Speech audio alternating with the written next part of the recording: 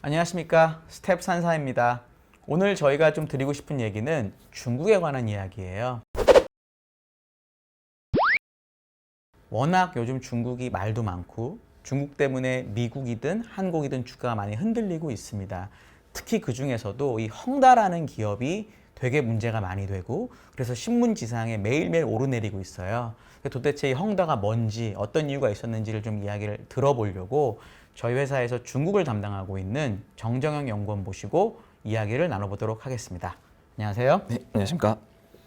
네, 오늘 그래서 나와주셔서 정말 감사드리고요. 첫 번째로 해야 될 얘기는 뭐냐? 이 헝다 사태라는 게 터졌는데 이 헝다 사태의 본질은 뭐고 원인은 뭔지에 대해서 좀 말씀 좀 부탁드리겠습니다. 네.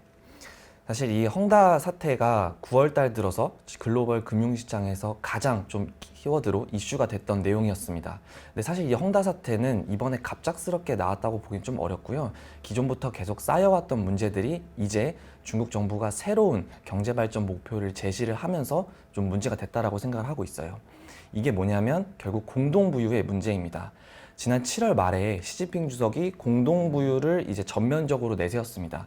근데 이 공동부유의 물론 해석이 좀 분분하긴 하지만 가장 기본적인 문제, 가장 기본적으로 해결하겠다라고 하는 것은 빈부격차인데요. 이 빈부격차를 얘기를 하면서 좀 헝다 사태까지 이어지지 않았나라고 생각하고 있습니다. 아, 그렇군요. 빈부격차에 대한 거를 되게 심각하게 보고 있다, 중국에서, 이런 뜻인데, 그러면은 이 빈부격차를 지금 야기하고 있는 가장 큰 문제는 뭘까요, 중국에서? 사실 이 빈부격차라는 게 사실 성장을 할 때는 크게 문제가 되지 않습니다. 그냥 어쩔 수 없는 문제구나 라고 생각을 할 수 있지만 점점 중국도 저성장 국면을 인정을 하고 있고요. 다시 고성장으로 넘어가기가 어렵다라고 생각을 하고 있는 것 같아요. 그러다 보니까 이번 기회를 통해서 빈부격차를 확실히 줄여가자인데, 중국은 원래 경제 성장의 발전과 이런 성장 목표 자체를 아예 고용과 노동을 기반으로 좀 하고 있습니다. 그러니까 모든 사람들이 일을 하고 그를 통해서 좀 부를 축적하는 걸 많이 좀 목표를 잡고 있는데, 부동산 시장이 점차 단순히 실수요를 넘어서 투기 자금이 좀 많이 들어가다 보니까 사람들이 일은 하지 않고 부동산에 투기 자금만 들어가도 내가 돈을 벌 수 있구나, 이런 좀 악순환이 지속이 되고 있는 것 같아요. 이런 관점에서 봤을 때는 빈부격차가 점점 확대될 수밖에 없고요. 특히나 지금 중국의 주요 50개 도시에서 부동산 가격과 이제 소득비를 좀 발표를 하는데, 그 소득비 차이가 이미 14배까지 벌어졌습니다. 그리고 이 벌어지는 추세가 점점 확대되고 있는 상황이고요. 즉 본인이 벌어들인 소득보다 부동산 가격이 훨씬 빨리 올라가고 있기 때문에 빈부격차 해소 부분에서 부동산 시장에 이제 직격탄을 주지 않고 있나라고 생각을 하고 있습니다. 아, 그렇군요. 결국은 중국이 부동산 과열을 좀 막기 위해서 여러 가지 규제책을 쓰다 보니까 이 부동산이라고 하는 사업을 영위하고 있는 헝다가 유동성이 좀 문제가 생겼고, 그래서 결국은 여러 가지 이슈가 불거지고 있다, 이렇게 이해하면 될 것 같군요. 네, 맞습니다. 네, 그렇습니다. 그러면 이제 헝다 사태가 결국 어떤 특정한 기업의 현재 문제인데, 그럼 이 헝다 사태라는 게 과연 이렇게 주식을 많이 빼고 사람들이 불안해할 만한 이유인지, 그러니까 중국 경제 전반에 얼마나 큰 영향을 미치는지 좀 알 수 있을까요? 사실 저는 제가 판단했을 때는 중국 경제 전반적으로 충격을 주는 사안은 아니라고 생각을 하고 있습니다. 물론 헝다가 뭐 중국에서 가장 큰 부동산 개발상 중에 하나이긴 하지만 여전히 중국 경제 자체에 충격을 줄 만큼의 영향은 없었다라고 생각을 하고 있습니다. 실질적으로 헝다 사태가 벌어졌을 때 뭐 위안화나 홍콩 달러 환율 혹은 뭐 금리의 움직임이 전혀 큰 변화가 없었고요. 오히려 안정적인 흐름을 계속 이어갔습니다.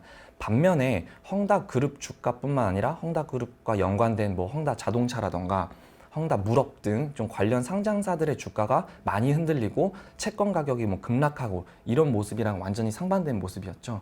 이런 걸 봤을 때는 헝다라는 브랜드에 대해서는 분명히 충격을 주고 있지만 중국 전체적으로 봤을 때는 문제는 아니다 라고 생각을 하고 있는 것 같습니다. 네, 그러면 이 부분에 대해서 좀 전망은 어떨까요? 예를 들어서 지금 말씀하신 대로 큰 문제는 아니라고 느껴지고 그냥 환율의 내려 움직임 때문에, 그런데 이 헝다라는 이슈가 예를 들어 앞으로 중국 정부에서 정책을 쓸 때, 뭐 앞으로 예를 들어 뭐 국경절 연휴니 뭐 올림픽 이런 거 많잖아요. 그런 거와 관련해서 중국 정부가 정책을 쓸 때 어떤 방향으로 쓸 수 있을지도 좀 설명해 주시죠. 일단 지금의 부동산 규제는 좀 시작으로 보는 게 맞는 것 같고요. 앞으로도 뭐 헝다뿐만 아니라 뭐 중소형 부동산 디벨로퍼들, 개발 기업들에 대해서는 계속해서 부담 요인으로 작용할 수 있다라고 생각을 하고 있습니다. 왜냐하면 이미 중국 정부가 2015년, 2016년부터 중국 부동산 시장으로 그리고 개인의 좀 모기지 대출 이런 부분에 대해서 자금을 계속해서 좀 줄여가고 있는 상황이거든요. 이렇게 되다 보면 이제 자연스럽게 분양이라던가 뭐 기존의 부동산의 선순환의 모습이 좀 많이 사라지기 때문에 이 부분은 계속 지속될 걸로 보고 있고요. 네, 다만 이제 지금 글로벌 시장에서 우려를 하고 있는 부분이 뭐냐면, 근데 헝다가 이제 파산을 하면서 이제 역외 달러채나 이런 쪽에 문제가 생기는 것이 아닌가라는 얘기가 나오고 있는데, 사실 헝다가 가지고 있는 전체 부채 중에서 달러채, 그러니까 외화채가 가지고 있는 비중은 별로 크지가 않습니다. 한 10%, 20% 수준에 불과하고요. 그렇기 때문에 저희가 이제 글로벌 금융시장으로의 그런 시스템적인 리스크가 전이될 것이다 라고는 보지 않는 가장 큰 이유 중에 하나입니다. 그리고 만에 하나 헝다가 좀 문제가 생긴다고 하더라도 이미 중국에서는 3조 달러 이상의 좀 외환 보유고가 지금 가지고 있는 상황이고요. 그렇기 때문에 언제든지 조금 중국 정부가 직접 개입할 여력은 있다. 다만 지금 헝다에 대해서 그리고 부동산 시장에 대해서 규제를 하고 있기 때문에 중국 정부가 직접 개입하지 않는 것이지 개입할 수 있는 권한과 여력은 충분히 있다라고 보는 게 맞는 것 같습니다. 여기서 많이 좀 궁금해서 저도 궁금한데, 예를 들어 중국 정부가 3조 달러 이상의 외환 보유고를 가지고 있잖아요. 만약에 이번에 헝다가 달러 채권 이자를 못 냈네 이런 얘기가 많은데, 네.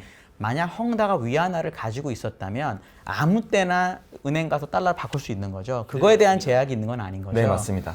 그러니까 결국 얘기 들어보시면 중국이 엄청나게 많은 외환 보유고를 가지고 있고, 그 외환 보유고를 결국 원하는 일반 기업이든 은행이든 달러로 바꾸고 싶으면 아무 때나 바꿔준다라는 뜻이거든요. 그러니까 달러 채권을 못 갚았다라는 얘기를 중국에 달러가 없다라고 받아들이는 거는 좀 이상하고요. 그러니까 예를 들면 우리 외환위기처럼 나라에 달러가 없어서 달러를 못 갚는 게 아니라 헝다 자체가 그냥 돈이 없기 때문에 달러채를 바꿀 돈이 없었다라고 보는 게 저는 맞을 것 같거든요. 정정연구원 이야기에 따르면.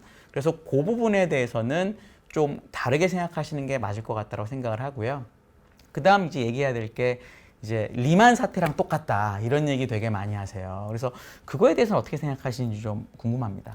네, 사실 뭐 제가 리먼 사태를 직접 뭐 경험했다라고 말하기 좀 어렵지만 굉장히 어렵기 때문에 그 당시에는.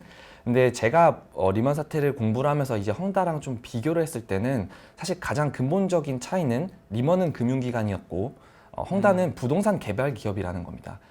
실질적으로 그 리먼 같은 경우에는 본인들이 계속 금융 상품을 만들어서 불안불안하게 좀 운영을 해왔다가 문제가 생겼다라고 보면, 헝다 같은 경우에는 사실 자체적으로 뭐 토지를 가지고 있고요, 건물을 가지고 있고요. 그래서 뭐 좀 현금이나 이런 쪽으로 유동성 문제가 생겼을 경우에는 언제든지 자산을 매각해서 좀 대응할 여력이 있다라고 보는 게 맞는 것 같아요. 물론 이 자산의 가치가 이제 시장에서 얼마큼 좀 많이 절하되느냐에 따라서 그 차이는 좀 있겠지만, 그래도 리먼과 단순하게 비교를 하는 건 좀 차이가 있지 않을까라고 생각을 하고 있습니다. 아, 그렇군요. 저도 이 부분에 대해서 하나 조금 애들 해드리면 이렇게 봅니다. 리만 사태, 그러니까 글로벌 금융위기가 있었을 때는 어떤 일이 있었냐면, 미국은 예대율이라고 하죠. 예금 대비 대출 비율이 50%밖에 안 돼요. 그 얘기는 제가 예금을 받았습니다, 고객들에게. 그럼 나머지 50%만 대출을 해주고, 그럼 나머지는 뭘로 하냐? 투자 자산에 투자를 합니다. 그러니까 예를 들어 지금 국고채를 많이 가지고 있지만 옛날 리만 전에는 뭔 일을 했냐면, 각 투자은행들이 만들어낸 그 부동산 베이스의 CDS, CDO 뭐 이런 것들을 서로 만들어서 서로 막 사주는 거예요. 서로 막 A 프로, 트리플 A 주 막 서로 사주다 보니까 집값이 빠지면서 각 금융기관이 가지고 있는 자산이 전부 다 부실화가 된 거죠. 그거에서 제일 약했던 게 결국 리만이어서 리만이 망한 거고, 그거를 안 망하게 하려고 결국 구제금융이 들어간 거죠. 그러니까 결국 금융기관들끼리 그 문제가 됐던 자산을 다 들고 있었기 때문에 문제가 된 거거든요. 근데 이번 사태는 일단 첫째로 그 중국은 예대율이 한 어느 정도나 되죠, 지금? 중국은 거의 한 80%에 육박합니다. 그렇죠. 80%니까 예금을 100%를 받아서 80%는 지금 대출이 이미 나가 있습니다. 그 20%만 투자 자산이 들어가 있는데, 이 투자 자산도 대부분 뭐 부동산 관련 자산이 얼마인지는 모르겠지만 리만보다 월등히 적을 거거든요. 그리고 이게 진짜 문제가 되려면 헝다가 만들어낸 자산을 금융기관들이 엄청나게 많이 들고 있고 그래서 그 금융기관들의 자산이 전부 다 부실화가 되면서 소위 말하는 뱅크런 뭐 이렇게 가는 게 결국은 문제인 거거든요. 근데 과거 사례를 보면 이머징 국가가 이런 걸로 문제가 되려면 달러가 없어야 문제가 됩니다. 옛날에 러시아도 그랬고요. 우리나라 IMF 때도 그랬고요. 뭐 아르헨티나도 뭐 다 옛날에 그리스, 픽스 이것도 다 뭐냐면 유로화가 없었던 거예요. 정화가 없었기 때문에 문제가 됐던 거거든요. 근데 지금 중국은 얘기하신 대로 3조 달러 이상의 현재 달러를 가지고 있으니까 마음만 먹으면 이거를 큰 문제가 안 만들도록 중국 정부가 할 수 있다라는 거죠. 그래서 저는 요 사태를 리만 사태랑 비교하는 게 좀 이상하다라는 저희 정연구원의 의견에 되게 동의하는 편입니다. 그래서 헝다 사태는 제 생각에는 물론 문제가 크겠지만 리만 사태까지 갈 가능성은 별로 없지 않을까라고 저는 보고 있습니다. 진짜 마지막으로 간략하게 중국 시장 전망 좀 해주시죠. 네, 그래서 이제 헝다 관련해서는 저는 조금 더 마음을 내려놓고 봐야 되지 않을까라고 생각을 하고 있습니다. 물론 헝다가 계속해서 이제 글로벌 증시에 조정이 있을 때마다 빌미로 이용될 수는 있습니다. 아, 또 헝다 문제가 있었네. 또 헝다 문제가 있었네. 하지만 이게 절대적으로 뭐 주가의 조정을 크게 만들어낼 이유라고 생각하진 않고요. 오히려 이제 중국 증시를 좀 바라볼 때, 앞으로 좀 바라볼 때는 내년 2월 달에 베이징 동계올림픽을 앞두고 얼마나 대면 경제가 잘 살아날 수 있는지, 대면 소비가 잘 살아날 수 있는지를 조금 더 포커스해서 봐야 된다고 생각을 하고 있습니다. 네.